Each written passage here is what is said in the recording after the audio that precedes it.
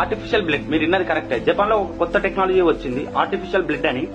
And ఇది మన normal blood వచ్చేసి 42 డేస్ వరకు రూమ్ టెంపరేచర్ లో స్టోర్ చేయొచ్చు. అదే ఆర్టిఫిషియల్ బ్లడ్ అనుకో 2 ఇయర్స్ వరకు రూమ్ టెంపరేచర్ లో స్టోర్ చేయొచ్చు అండ్ 5 ఇయర్స్ వరకు రిఫ్రిజిరేటర్ లో స్టోర్ చేయొచ్చు.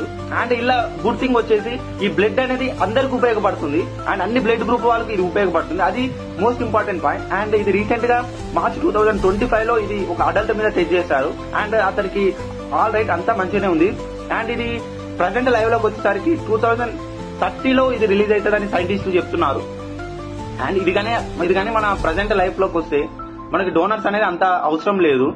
అండ్ స్టార్టేజ్ ఆఫ్ డోనర్స్ అంటే ఇప్పుడు డోనర్స్ అనేది తక్కువ అయిపోయారు అండ్ డ్యూ టు మన లైఫ్ స్టైల్ వల్ల అలా బ్లడ్ కూడా వాళ్ళకి చాలా ఎఫెక్ట్స్ ఉన్నా అది ట్రాన్స్ఫర్ అయ్యే అవకాశాలు ఎక్కువ ఉన్నాయి. దీంట్లో అనేది ఛాయిసెస్ లేవు ఆర్టిఫిషియల్ బ్లడ్ ద్వారా. అండ్ ఇది మార్చ్ 2025 లో లాంచ్ అయింది. ఇంతవరకు ఎవరికి తెలియదు.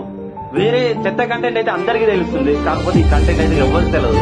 అట్లా ఉంది మన ఇండియన్ కల్చర్. అంతే మళ్ళా ఇష్టం అయితే ఫాలో చేయండి.